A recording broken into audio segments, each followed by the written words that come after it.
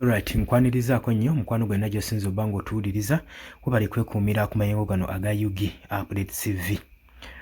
President wamu ne CIC UPDF bayisizza ekiragiro ekikakali eri ku border posts zonna eziri mu ggwanga erya Democratic Republic of Congo nga muno mwe muli ezigatta Uganda mu DRC saako n'ezifulumya mu Democratic Republic of Congo.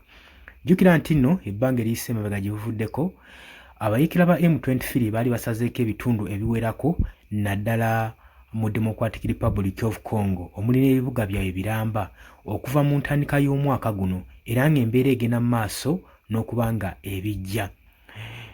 Ng'oggyeko summit meetings ezibadde zijja zituulwa mawanga ag'enjawulo okusobola okulaba nga batebenkeza emirembe mu Democratic Republic of Congo oba oliawo nga bateekawo ceasefire eri abayeekera bano aba M23 naye embeera yonna eyalabikako yalinga yakuyiwa nsaano ku mazzi tewali kyakolebwawo kyavaamu makulu whereby n'essaawa za kakati ng'olutalo lukyanyinyikidde lukyagenda mu maaso wakati w'eggwanga wakati wa gavumenti ya Democratic Republic of Congo saako n'abayeekera bano aba M23 abakulirwa Bisimwa. Ng'embeera ekyagenda mu maaso kigambibwa nti abantu bangi nnyo abaakafiira mu mbeera eno kuva olutalo luno olutandika. Abantu bangi nnyo bafiiriddemu 10,000 so n'abalala era 10,000 bagenze mu maaso n'okudisipulesingibwa mu bifo eby'enjawulo nga baabulira amaka gaabwe ewaabwe buzaalirana ne bawaŋŋanguka amawanga agaliraanyeewo. Ensonga eno jjukira nti nno bo abayeekera bano aba M23 balwana nga bagamba nti nno bo tebali mu kulwana lwa governance balwanira justice dembe kufiibwako kubeera recognized mu ggwanga erya Democratic Republic of Congo nga bo abatuusi abawangaalira eyo era bwe bagenda mu maaso n'okukekefya enkebete mu bibira byeyo naddala mu rich minerals rich sites.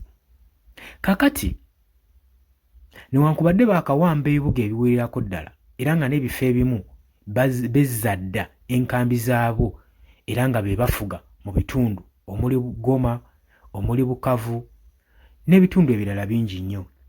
Wabula ennaku zino adde bakaaye nga ne border posts zonna bazisibye.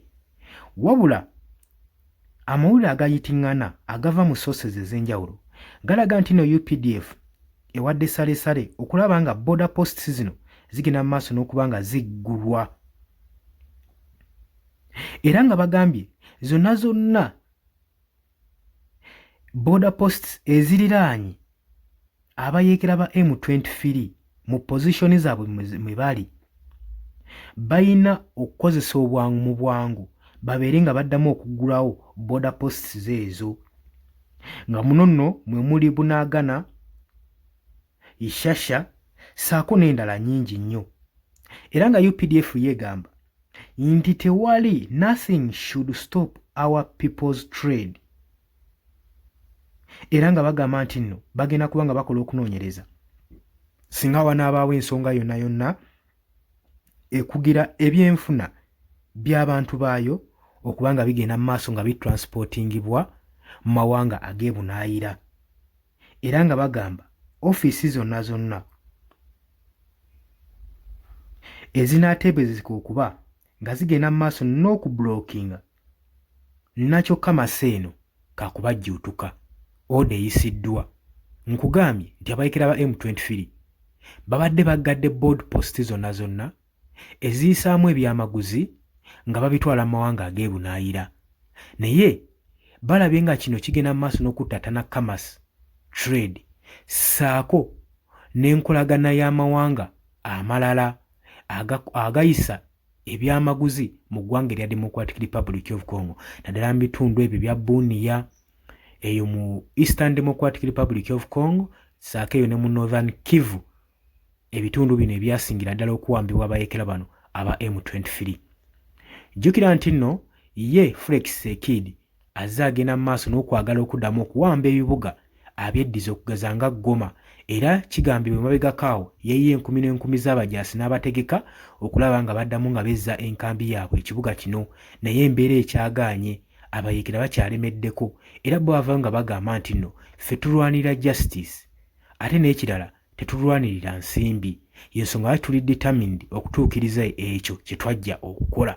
Embeera bwetyo ekyayimiridde newankubadde US yagenda mu maaso n'okusayininga mineral deal n'eggwanga lino erya Democratic Republic of Congo era n'alagira Paul Kagame gwe bagamba nti nno yagenda mu maaso n'okufujjirira abayeekera bano abaakinga abayeekera bano aba M23 asobole okuba nga withdrawing amagye gaabwe bo baagala kuinvestinga ba investors bagende mu maaso n'okukakkalabya emirimu mu Democratic Republic of Congo. Kweno deal yasayiningibwa ey'ebyamaguzi eya rich mineral deal eyasayiningibwa eggwanga erya US saako ne Democratic Republic of Congo. Wabula jjukira nti nno ne Paul Kagame ow'e Rwanda mu deal eno yali inclusive naye tetulaba kyakyuse.